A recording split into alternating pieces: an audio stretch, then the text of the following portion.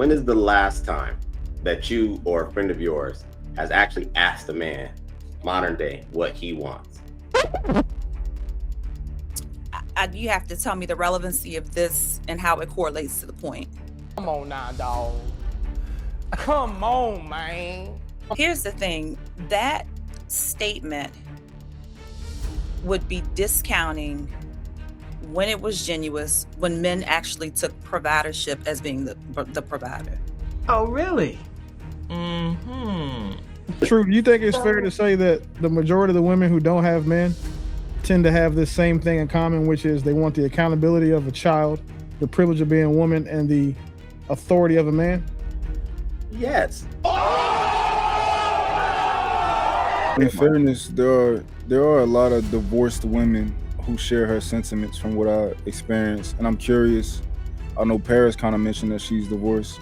I'm not sure if she'll share her sentiments. She probably won't, but I just want to know what you think. Like, how do you feel? What? So either we're gonna listen to what they're saying and try to, tweak or conform, or be more, submissive, listen and follow. Because when we go to school, we listen. When we got the degrees, we listen. When you go to work, you're gonna listen. But you don't want to listen to your man. But he's supposed to be the head and the leader. I know that's right. So anyway, True. Here's the thing. When you made the point about women want the best of both worlds, right? It's the same as with men. So this conversation has to be had all the way across the board, that what's happening is that there's a transition time where people are moving, we are evolving into this new space.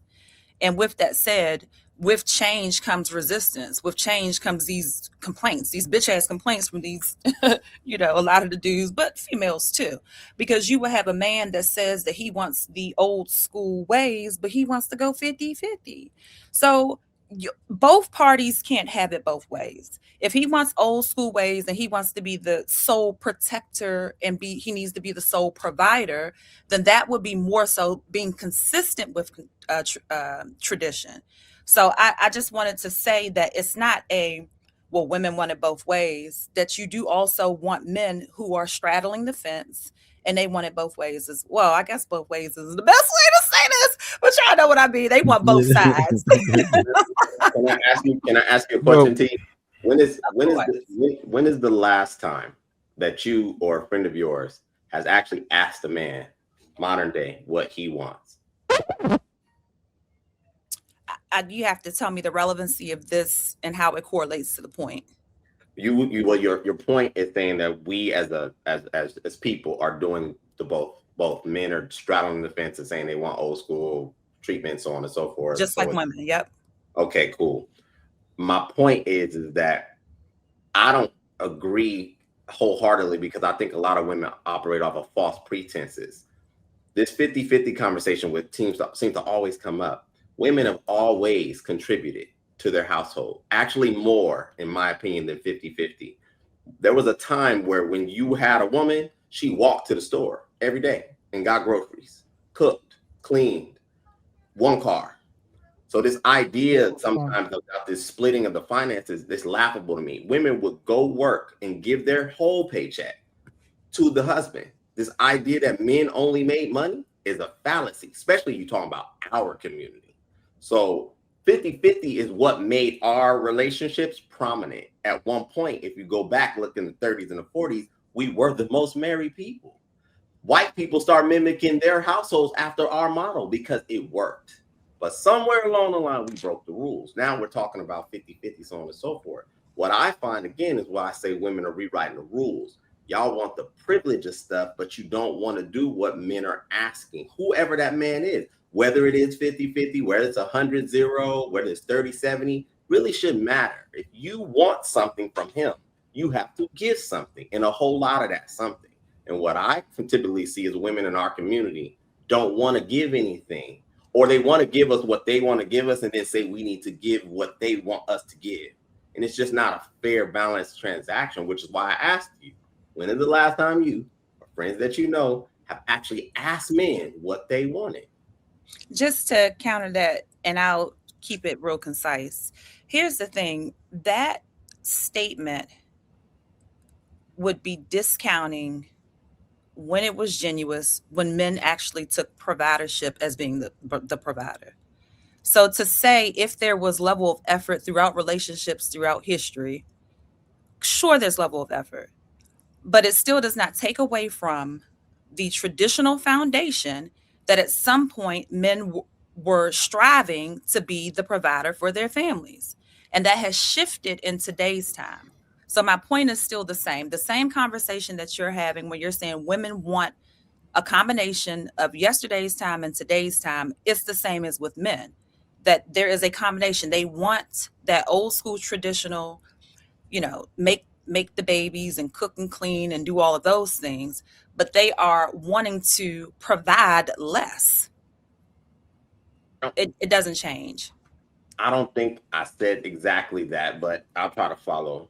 I don't think men are saying that modern day. I think most men currently are still asking for women to show up fair, mainly in attitude.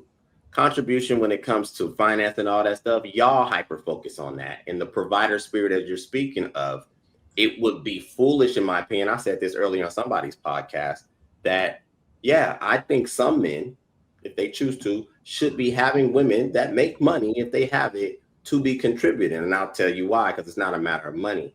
I don't think y'all respect what you don't earn.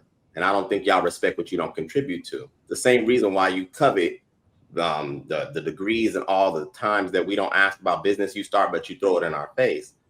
Modern time is a different type of woman. Before, you actually used to get a good heart, a good mind, a good spirit, and a willingness from her. You don't get that now. So if we're going to date modern, let's do modern. It's not about provision. What do I need to provide for you for if you're a strong, independent, self-sufficient woman? We just met. The only thing that you have to offer me is time. So why do I have to now subscribe to providing for you if I don't necessarily feel that that's necessary? Why can't we find something that does work for us and meet in the middle? True. If I were to subscribe to the old school ways, do that mean that I gotta wait till marriage to have sex with a woman?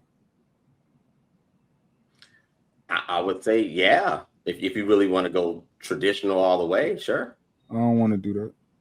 That's what's True. Do you think it's fair to say that the majority of the women who don't have men tend to have this same thing in common, which is they want the accountability of a child, the privilege of being a woman, and the authority of a man? Yes.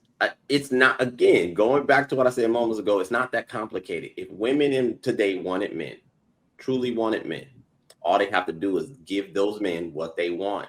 But I think, and I don't like classes, I think women like to dance outside of their bracket. At one point, you never heard women talking about how handsome a man was and all these things. And I'm not saying he shouldn't be handsome to you, but I think now you guys have put men in a completely different bracket. You don't want him to be just good to you. You want him to be good to your reel. You want him to be good to the neighborhood. You want him to be good on postcards. He has to be this exceptional guy. Men have never been that in mass, in my opinion. Do you think it's fair? So then do you think it's also fair to say that if a woman doesn't have a man, it's because she hasn't done, excuse me, a woman who doesn't have a man and wants one, hasn't done the work that it takes to deserve one? Absolutely. Women are good at getting the men's attention. They suck at long term. I said it a month ago or so. They're sprinters. They can captivate a man short term.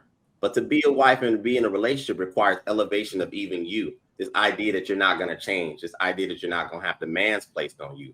You're not going to be the same woman that I meet and then expect that we're going to mature together. I'm going to demand more from you. And if you're actually wife-minded, you're totally okay with that. Most women are not like that. Okay. I'll just say this. To center men and to act as if it is some form of trophy or prize just because a person was able to get a man is utterly ridiculous. That what you're seeing more of is that women are dismissing you men. That's the, you can draw that to marriage rates, that even married women are not wanting the positions that you are putting women in, that they don't want the centering of you, that they want there to be reciprocity as it relates to love and as it relates to care and things of that nature. So both married women, if that was the criteria to say success, that a person has now reached marriage, But if you are now comparing married women to single women, married women are dismissing you because they do not see a lot of the benefits in your centering. And equally, single women are saying, we don't want to, like, you know, you all are like, just ask the man what he wants and then just shut the fuck up and do what the man says. No, not you, not you, True. It was said. It was said. And I hear people say that over and over again. That is saying, I am the universe. Bitch, shut the fuck up. Do what I say, and all things will be happy. This is one of the reasons why you all are getting divorced. And this is also what you're seeing, where single women are saying, we don't want that shit. I land there. She's not wrong, but you just have to look at the types of women that applies to. The types of women who are decentering men are the ones that can't get the men they want. Because the women who can get the men they genuinely desire are out there having them and shutting the fuck up. They're out the way. They're divorcing you. Online. They're not arguing about this stuff, because what we're saying is that a guy who is 5'6" should get credit because he can't dunk the ball, because he can't dunk a basketball. Like, no, you don't have the option to, because you're not fit for it. The women who are, a woman saying that I don't value marriage, or saying that, you know, we don't want to be married because they don't have anybody trying to marry them, is just cope. That's the reason why I use marriage, because the gist of it is that the women are divorcing you. So again, if you look at the nucleus, that means you are the problem. So even in marriage, because at first, oh, you single bitches, y'all can't get shit.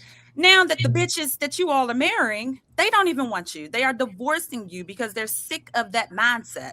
Find a man. When you find him, do what he says, shut the fuck up, and everything you'll be happy. So even in your example of married women, they are divorcing you. They don't want that. In fairness, There's your example of causation not equaling correlation. There's how you use that correctly. Go ahead, in fairness, there are a lot of divorced women who share her sentiments from what I experienced, and I'm curious. I know Paris kind of mentioned that she's divorced. I'm not sure if she'll share her sentiments. She probably won't, but I just want to know what you think. Like, how do you feel? Oh, so I'm divorced because of abuse. However, I was a submissive wife, and I did shut the fuck up and do what my husband told me to do, and I'm still that kind of woman. I just think that yes, a lot of women have become selfish in these ways, and that's why they're getting divorces, or they're manipulating the men, because why would you start off listening and being that woman that he wanted for him to marry, and then all of a sudden decide this is not what you want anymore, and then back out? So I think that because so many women are speaking on we can have it our way, then that's why women are standing on that.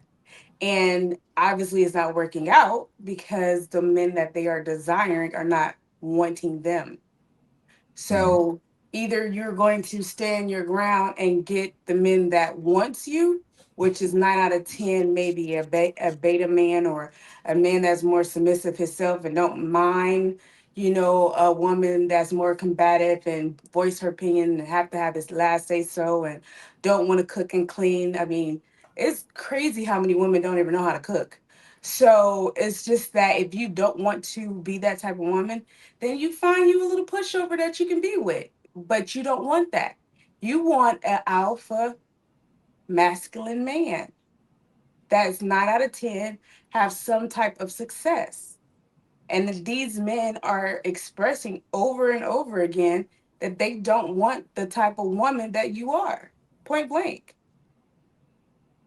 So either we're going to listen to what they're saying and try to, tweak or conform or be more, submissive, listen and follow. Because when we go to school, we listen. When we got them degrees, we listen. When you go to work, you're going to listen. But you don't want to listen to your man. But he's supposed to be the head and the leader. So are you just not picking the right leaders? One of the things that I've seen often is that I've seen a lot of women preach that they are submissive and so forth, but when conflict arises, you see a different person. What do you guys think about that? No, that is true. I've seen that severally. I've seen you, like he says all the time, like you let a woman speak long enough, she'll show you who she is. I've seen that women that start off like, oh yeah, and then later on they're combative, they're arguing with another woman, they, going back and forth, like you're the exact thing that men is keep complaining about. But yeah.